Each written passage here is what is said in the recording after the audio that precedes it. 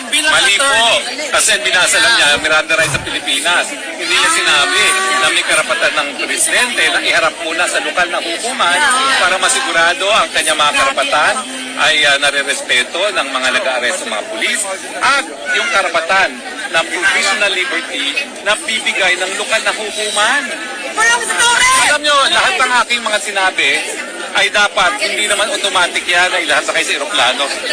Yun ang kanilang linabag. Kasi dapat na nakasaad sa Article 59 ng Rule Statute ay dadalhin muna siya sa lokal na hukuman. Para masigurado na nare-respeto ang kanyang karapatang pagtao. Kasama na yung pagbibigay ng interim na kalayaan habang hindi pa napapadala sa ICC. Attorney, sinasadya ba nila na i-open yung arrest warrant na yung presidente natin ay lalapag sa airport ng Pilipinas?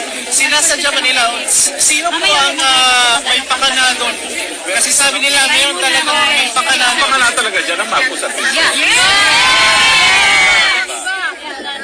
sila pa nga umupa ng eroplano privado para sakay ang eroplano. Sa kanya daw yun. Normal Yung plano niya is from ICC. Merong karapatan ng hindi nga taga ICC eroplano na yun eh. Privado Bakit yun. nag-landing sa Dubai na hindi Isa pa yun. Hindi pa miyembro ng Dubai ang ICC. Opo. Ilang oras po nag-landing 5 oras daw.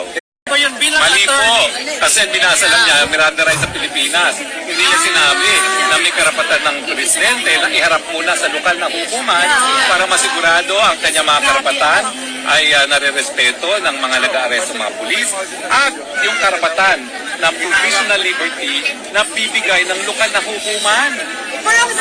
Alam nyo, lahat ng aking mga sinabi ay dapat, hindi naman automatic yan ay lahat sakay sa eroplano. Yun ang kanilang linabag. Kasi dapat na nakasaad sa Article 59 ng Rule Statute ay dadalhin muna siya sa lokal na hukuman. Para masigurado na nare-respeto ang kanyang karapatang pagtao.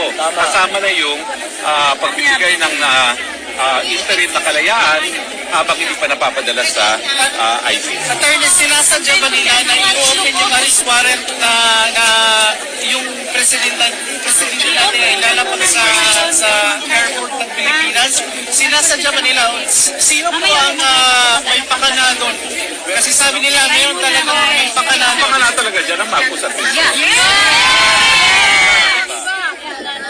sila pa nga umupa ng eroplano privado para sakay ang eroplano. Sa kanya daw yun. Normal Yung plano niya is from ICC. Merong karapatan ng hindi nga taga ICC eroplano na yun eh. Privado yun.